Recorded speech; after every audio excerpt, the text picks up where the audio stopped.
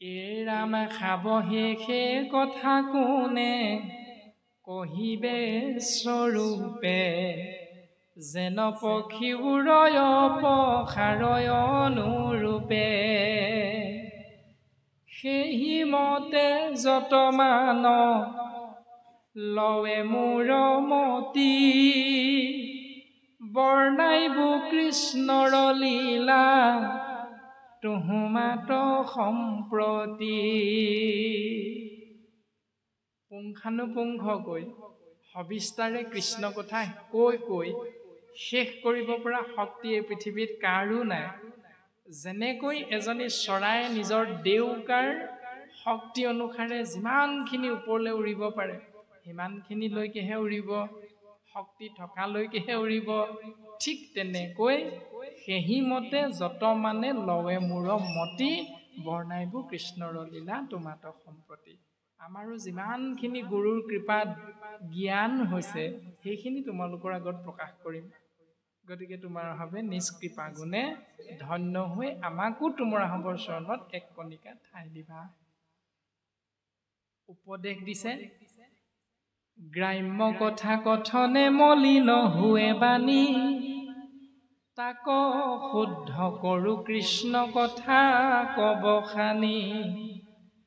কৃষ্ণ চৰিত্ৰত মোৰ মহা লাভ আছে কৃষ্ণৰ কীৰ্তনে জাতি অজাতি নবাছে।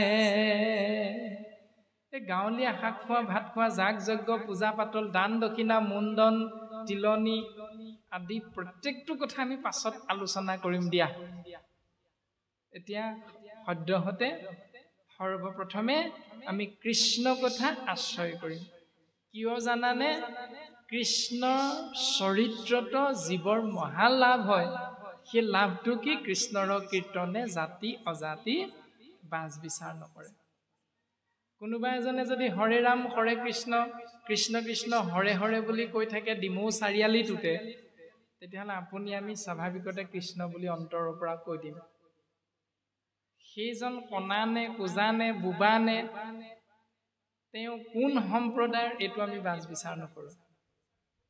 কোনোবা এজনে নেগেৰা এযোৰ লৈ ডিমৌ চাৰিআলিতে যদি অন্ধ হোৱাৰ পাছতো দিহানাম এষাৰ গাই থাকে, তেতিয়া আমি তেওঁৰ সন্মুখত 10 টকা এটা হ'লেও দি থৈ আহিম। কাৰণ তেওঁ কৃষ্ণ নাম আশ্ৰয় কৰি আছে। তেওঁ বোলে মুছলমানহে, তেওঁ বোলে মিচিংহে, তেওঁ বোলে বঙালীহে আদি আদি জাত পাতখিনি সেইখিনিত আমাৰ মনলৈ কিন্তু নাহে। সিদ্ধান্ত দিছে গুৰুজনে শাস্ত্ৰ সন্মতে যে কৃষ্ণৰ কীৰ্তনে জাতি অজাতি নবাছে। আজি এই পবিত্ৰ পুণ্যধাম শিলৈদাৰি গাঁৱৰ যি নামঘৰ, এই নামঘৰত যদি আহি এজন ভকত উপস্থিত হয়, সেই ভকতজনক উদ্যোক্তা মণ্ডলীয়ে সেৱা কৰিব। তেওঁ মুছলমান নে মিচিং নে তেওঁ বড়ো নে কছাৰী নে ৰাভা নে এইবিলাক বাজ বিচাৰ নামঘৰৰ মজিয়াত নহয়। এইবিলাক বাজ বিচাৰ নামঘৰত নহয়, তথাপিতো কিন্তু আমাৰ সমাজত সেইবিলাক বাজ বিচাৰ হৈ আছে। গতিকে আমাৰ নীতি নিয়ম আৰু শাস্ত্ৰৰ নীতি নিয়মৰ মাজত নিশ্চয় আকাশ পাতাল পাৰ্থক্য এটা দেখিবলৈ পোৱা যায়। যদি কেনেবাকৈ মিচিং সম্প্ৰদায়ৰ কন্যা এগৰাকী গগৈ সম্প্ৰদায়ৰ কোনোবা এজনে পত্নী হিচাপে বিয়া কৰাই আনে, তেতিয়াহ'লে সমাজত বিচাৰ হ'ব। কিন্তু তেওঁকো শাস্ত্ৰই কৈছে যে তাক শুদ্ধ কৰো কৃষ্ণ কথা ক বখানি। অৰ্থাৎ এষাৰ নামেৰে সেই গৃহস্থী ঘৰ সেই পৰিয়ালটো শুদ্ধ কৰিব পৰা ব্যৱস্থাটো গুৰুজনে শাস্ত্ৰসন্মতে আমাক শিকাইছে। কিন্তু শিকোৱাৰ পাছতো তেওঁলোকক এঘৰীয়া কৰা নিয়মটোহে আমি সমাজত আশ্ৰয় কৰা দেখা যায়।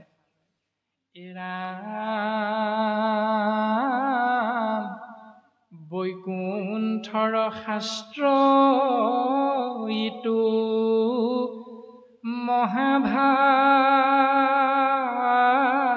মহাভাগৱত যেনমতে পৃথিৱীত ভৈলন্ত বেকত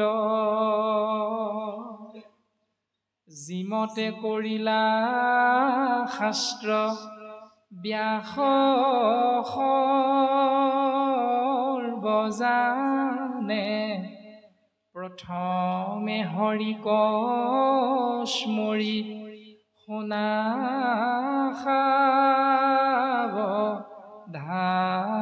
সাৱধানে। এই শাস্ত্ৰভাগ হ'ল বৈকুণ্ঠৰ শাস্ত্ৰ, মহাভাগৱত। পৃথিৱীলৈ কেনেকৈ আহিল, এই সমস্তখিনি কথা আমাৰ আগত কৃপা কৰা। এই বুলি শৌনক প্ৰভৃতি 28,000 ঋষিমুনিয়ে কৈছে। আৰু মহামানী উগ্ৰশ্ৰৱা সুতে প্ৰকাশ কৰিবলৈ গৈ সৰ্বপ্ৰথম উপদেশটো দিছে, প্ৰথমে হৰিক স্মৰি শুনা সাৱধানে।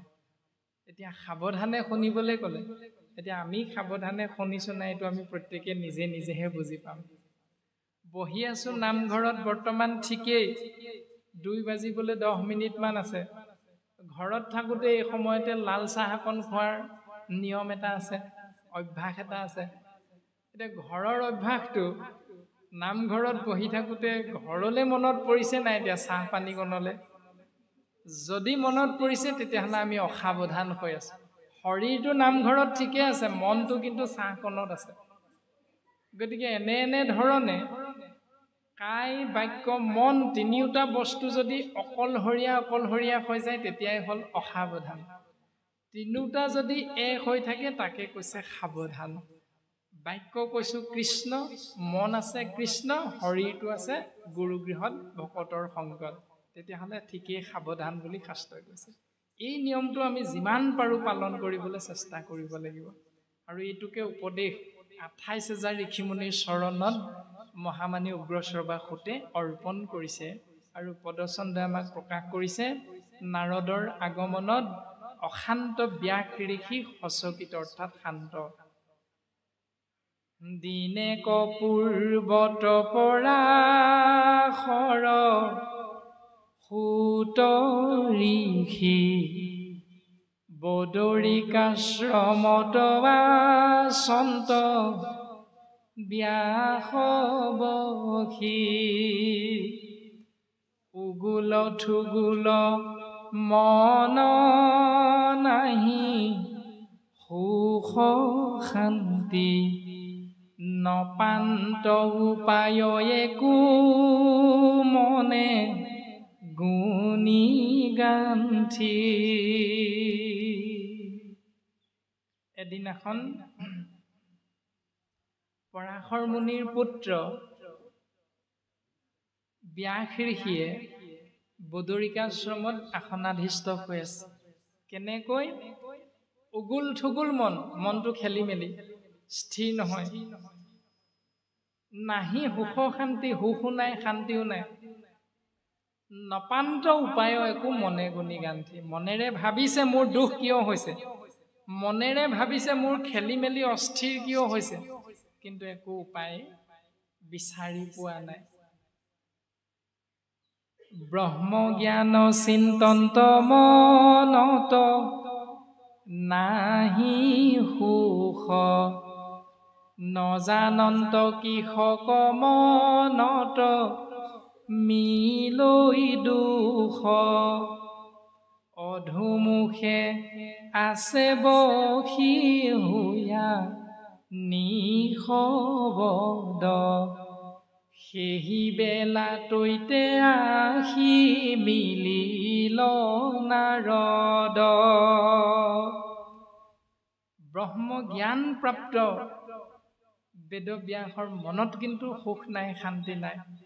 নজানন্ত জনা নাই কৃষকক কি কাৰণে মনত মিলে দুখ, মনত কিয় দুখ অনুভৱ হৈছে, একো উপায় বিচাৰি পোৱা নাই।